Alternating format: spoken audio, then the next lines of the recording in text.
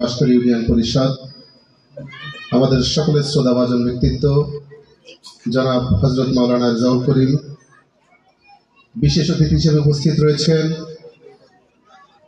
বাংলাদেশ ইসলামী ছাত্র শিবির বাগেরহাট জেলা শাখার সংগ্রামী সাবেক সভাপতি, বাংলাদেশ জামায়াত ইসলামী বাগেরহাট জেলা শাখার সংগ্রামী সেক্রেটারি, আমার একান্ত শ্রদ্ধাভাজন ব্যক্তি জনাব শেখ মোহাম্মদ ইউনুস আলী ভাই।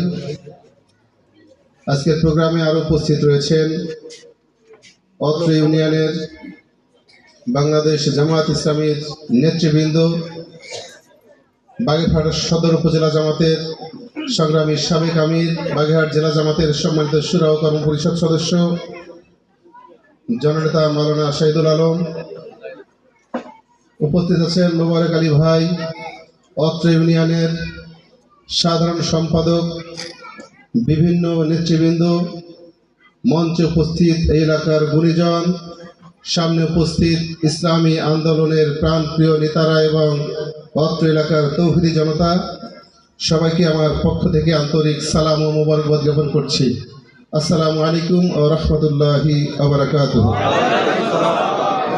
আল্লাহ রাব্বুল আলামিনের কাছে আমরা কোটি কোটি শুকরিয়া আদায় করি যে আল্লাহ সুবহানাহু ওয়া তাআলা আমাদেরকে দীর্ঘ বছরের জালিমের রোশানল থেকে মুক্ত করে উন্মুক্ত পরিবেশে আমাদের কলেমার কথা, আল্লাহর দ্বীনের কথা, ইসলামের কথা, হকের কথা বলার সুযোগ করে দিয়েছেন।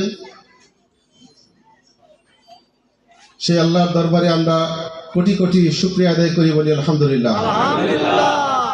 দুরূদ সালাম পেশ করছে মানবতার মুক্তির দিশারি সাইয়্যিদুল মুরসালিন খাতামুন নবিয়্যিন, শ্রেষ্ঠ রাষ্ট্রনায়ক, মহামানব, যার আদর্শের উপরে ভিত্তি করে একটি সুন্দর পৃথিবী গড়ে উঠেছিল, আল্লাহ রাব্বুল আলামিন যাকে বন্ধু বলে আখ্যায়িত করেছেন, সেই মহামানবের প্রতি দুরূদ সালাম পেশ করছি। সবাই বলি মুহাম্মদ রাসূলুল্লাহ সাল্লাল্লাহু আলাইহি ওয়াসাল্লাম।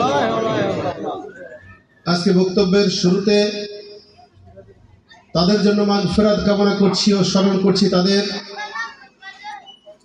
যে সমস্ত মানুষেরা জালেমের হাত থেকে আমাদেরকে মুক্ত করার জন্য জুলাই বিপ্লবে অংশগ্রহণ করে তাদের জীবনের সবচেয়ে গুরুত্বপূর্ণ জীবনটাকে বাংলার জমিনে বিলিয়ে দিয়েছেন। আমাদেরকে স্বাধীন করে তারা পরপারে চলে গিয়েছেন, আমরা স্বাধীনতার সুখ ভোগ করছি।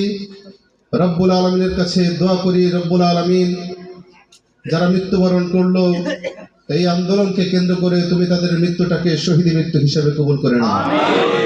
এখনো যারা আহত হয়ে আছে, পঙ্গুত্ব বরণ করেছে, কারো হাত হারিয়েছে, পা হারিয়েছে, চোখ হারিয়েছে, কোন মানুষের শরীরের মধ্যে এখনো বুলেটের স্প্রিন্টার নিয়ে তাদের জীবন যাপন করছে। কোন পরিবারের প্রধান আহত হওয়ার কারণে সেই পরিবারটি অর্ধাহারে অনাহারে জীবন কাটাচ্ছে। রব্বুল আলামিনের কাছে দোয়া করি, আল্লাহ তারা যে স্যাক্রিফাইস করেছে সেই স্যাক্রিফাইসকে তুমি তোমার দরবারে কবুল করে নাও। তারা যে অভাবে পড়েছে, আমরা তাদের সে অভাব পূরণ করে দেওয়ার সামর্থ্য রাখি না। আল্লাহ তাআলা তুমি তোমার গায়বী খাজানা দ্বারা তাদের সমস্ত অভাবকে পূরণ করে দাও। সম্মানিত উপস্থিত, আজকে বাংলাদেশ জামায়াত ইসলামীর পক্ষ থেকে অত্র ইউনিয়নে একটি অফিস উদ্বোধন হতে যাচ্ছে। এটা আমাদের জন্য অত্যন্ত গর্বের বিষয়। আমরা দীর্ঘদিন ধরে অফিস থেকে বঞ্চিত ছিলাম। একটি ফ্যাসিস্ট সরকার চিন্তা করেছিল বাংলাদেশ জামায়াত ইসলামীকে যদি নিশ্চিহ্ন করে দেয়া যায়, বাংলাদেশ জামায়াত ইসলামীকে ব্যান করে দেয়া যায়, বাংলাদেশ জামায়াত ইসলামীকে সমস্ত কার্যক্রম থেকে যদি দূরে রাখা যায়, তার প্রথম পদক্ষেপ হিসেবে বাংলাদেশ জামায়াত ইসলামীর কেন্দ্রীয় অফিস থেকে শুরু করে সারা বাংলাদেশে ওয়ার্ড পর্যায়ে পর্যন্ত যে অফিসগুলো ছড়িয়ে ছিটে ছিল, সমস্ত অফিসগুলো স্বৈর শাসকরা সব বন্ধ করে, পুড়িয়ে দিয়ে, নষ্ট করে ভেঙে দিয়েছিল। তারা ভেবেছিল এই অফিসের কার্যক্রম যদি বন্ধ করে দেওয়া হয় তাহলে বাংলাদেশ জামাত ইসলামের নেতাকর্মীরা কোথাও জড়ো হতে পারবে না, তাদের সাংগঠনিক কার্যক্রম পরিচালিত করতে পারবে না। কিন্তু তারা ভুল চিন্তা করেছিল। জামাত ইসলামের নেতাদের কেন্দ্রীয় অফিস থেকে শুরু করে সমস্ত থানা, ওয়ার্ড, ইউনিয়ন, জেলা সব অফিস বন্ধ করলেও জামাত ইসলামীর প্রত্যেকটি নেতাকর্মীরা তার নিজের ঘরকে জামাত ইসলামীর অফিস হিসেবে পরিণত করেছিল। একটি অফিস বন্ধ করার কারণে হাজার হাজার অফিস তৈরি হয়েছে। জামাত ইসলামের কাজ কখনো বন্ধ করতে তারা পারেনি। সুতরাং যারা জামাত ইসলামের অফিস বন্ধ করে জামাত ইসলামের কার্যক্রম বন্ধ করতে চেয়েছিল, তারা ভুলের স্বর্গে বাস করেছিল। তারা জামাত ইসলামের অফিস বন্ধ করেছে আল্লাহ রাব্বুল আলামিন সিদ্ধান্ত নিয়ে। তাদের শুধু অফিস বন্ধই করেনি, তাদেরকে বাংলাদেশ থেকে বিতাড়িত করেছে। অতএব এ সকল হঠকারী সিদ্ধান্ত নিয়ে জামাত ইসলামের কার্যক্রম বাংলাদেশ থেকে বন্ধ করা যাবে না।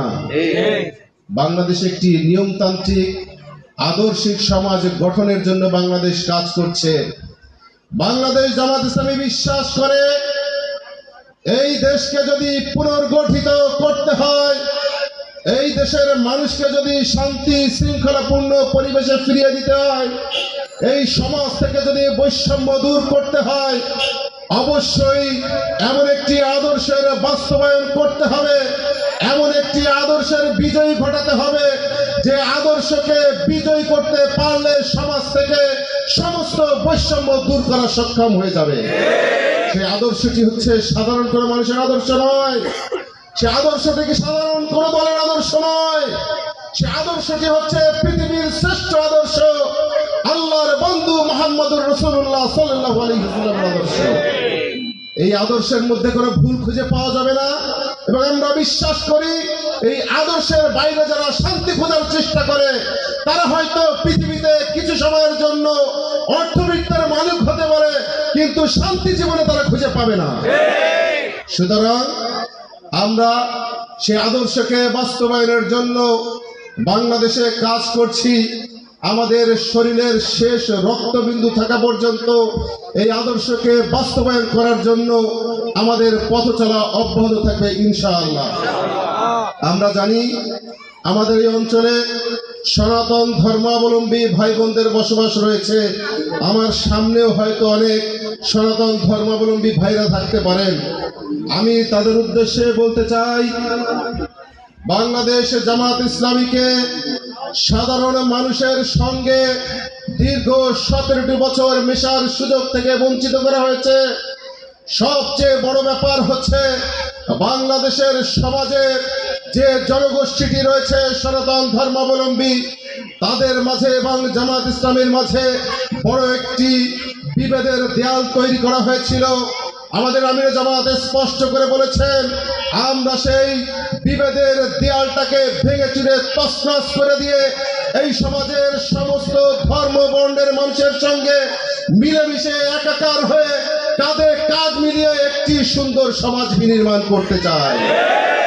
সবাই বলে থাকে এই সমাজের সংখ্যালঘু সম্প্রদায় হচ্ছে সনাতন ধর্মাবলম্বী ভাইয়েরা। আমির জামাত মানবতার বন্ধু, মানবতার ফেরিওয়ালা ডক্টর শফিকুর রহমান সাহেব স্পষ্ট করে বলেছেন, সংখ্যালঘু কোনো মানুষের পরিচয় হতে পারে না। সংখ্যালঘু মানে হচ্ছে সংখ্যায় কম, এটা কোনো পরিচয় বহন করে না। আমরা মানুষের মধ্যে যে সংখ্যালঘু শব্দটা চালু রয়েছে, আমরা অনুরোধ করব সনাতন ধর্মাবলম্বী ভাইদেরকে, আপনারা নিজেদেরকে আর সংখ্যালঘু মনে করবেন না। আমরা আপনাদেরকে সংখ্যালঘু মনে করি না। আমরা বিশ্বাস করি যে মানুষেরা বাংলাদেশে জন্মেছে, বাংলাদেশের আলো বাতাসে বড় হয়েছে, বাংলাদেশে ঘোরাফেরা করছে, বাংলাদেশের আইডেন্টিটি পেয়েছে। সেখানে একজন মুসলিম হিসেবে রাষ্ট্রের পক্ষ থেকে একজন মানুষ যে সুযোগ সুবিধা ভোগ করবে, একজন হিন্দু ভাইও এই সমাজে রাষ্ট্রের পক্ষ থেকে একই রকম সুযোগ সুবিধা ভোগ করবে। এই ভোগের ক্ষেত্রে কোনো বৈষম্য আমরা চাই না।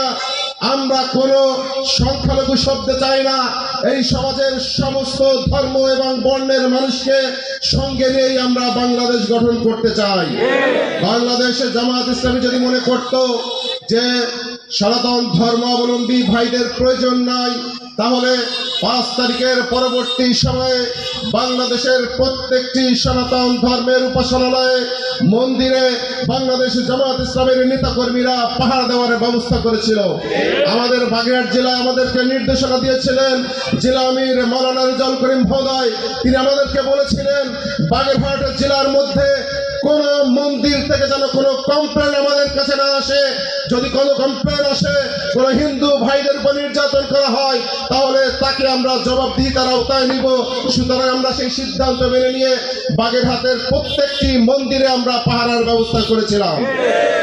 হিন্দুদের সবচেয়ে বড় যে উৎসবটি ছিল শারদীয় দুর্গা পূজা, সেই উৎসবে জামাত ইসলামের নেতাকর্মীরা প্রত্যেকটি মণ্ডপে ঘুরে ঘুরে মণ্ডপের খোঁজ নিয়েছে, নিরাপত্তার ব্যবস্থা করেছে, তাদেরকে আশ্বস্ত করেছে। জামাত ইসলামী সম্পর্কে আপনাদের যে ভুল ধারণা দেওয়া হয়েছিল, সেই ভুল ধারণাটা আমরা অবসান করার জন্য আপনাদের সামনে আমাদেরকে আমরা রিপ্রেজেন্ট করতে পারিনি, আমাদের কথাগুলি আপনাদের শোনাতে পারিনি। আল্লাহ রাব্বুল আলামিন যেহেতু 5 তারিখে একটি নতুন স্বাধীনতা আমাদের দিয়ে সুযোগ দিয়েছেন, আমরা আমাদেরকে আপনাদের সামনে উপস্থাপন করছি। আপনারা নিরাপদে নির্বিঘ্নে আপনাদের উপাসনালয়ে আপনাদের কার্যক্রম করবেন। কেউ যদি বাধা দিতে আসে, তাকে কোনো রাজনৈতিক পরিচয় গণ্য না করে এই সমাজে তাকে আমরা দুষ্কৃতিকারী এবং সন্ত্রাসী হিসেবে আখ্যায়িত করব। সম্মানিত ভাইরা, এজন্য আমরা আজকেও এখানে দাঁড়িয়ে ঘোষণা করছি, হিন্দু মুসলিম ভাই ভাই হয়ে গিয়ে কাঁধে কাঁধ মিলিয়ে এই সমাজের সমস্ত বৈষম্য দূর করার জন্য আমরা ঐক্যবদ্ধভাবে কাজ করব।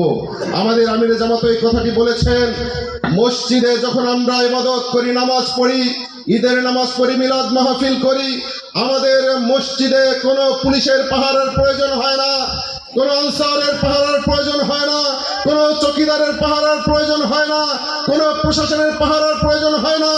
বাংলাদেশে জামাত ইসলামী এমন একটি সমাজ ব্যবস্থা কায়েম করতে চায়, এমন একটি রাষ্ট্র গঠন করতে চায় যেখানে মসজিদের মতো মন্দিরেও তারা তাদের কার্যক্রম করবে, কোন রকম পাহারার প্রয়োজন মন্দিরে দেওয়া লাগবে না। সম্মানিত ভাইয়ের জন্য আমরা একটি সৌহার্দ্যপূর্ণ আদর্শিক রাষ্ট্র গঠন করতে চাই। সেই আদর্শিক রাষ্ট্র গঠনের জন্য আমরা বিশ্বাস করি ইসলামী শাসন কায়েম ছাড়া আদর্শিক রাষ্ট্র গঠন হতে পারে না। তাই এই সমাজের সমস্ত মানুষের কাছে আমরা ইসলামের আহ্বান পৌঁছিয়ে দিয়ে তাদেরকে বলতে চাই, আসুন আমরা সমস্ত মতভেদ ভুলে গিয়ে একটি কল্যাণ রাষ্ট্র গঠনের জন্য সবাই মিলে জামাত ইসলামের পক্ষে এসে একটি কল্যাণ রাষ্ট্র গঠন করি। আমরা বিশ্বাস করি একটি দলের সমন্বয়ে একটি সুশৃঙ্খল দেশ গঠন করা সম্ভব নয়। আমরা বৈষম্য চাই না, আমরা সন্ত্রাস চাই না, আমরা নৈরাজ্য চাই না, আমরা লুটপাট চাই না, আমরা জ্বালাও পোড়াও চাই না।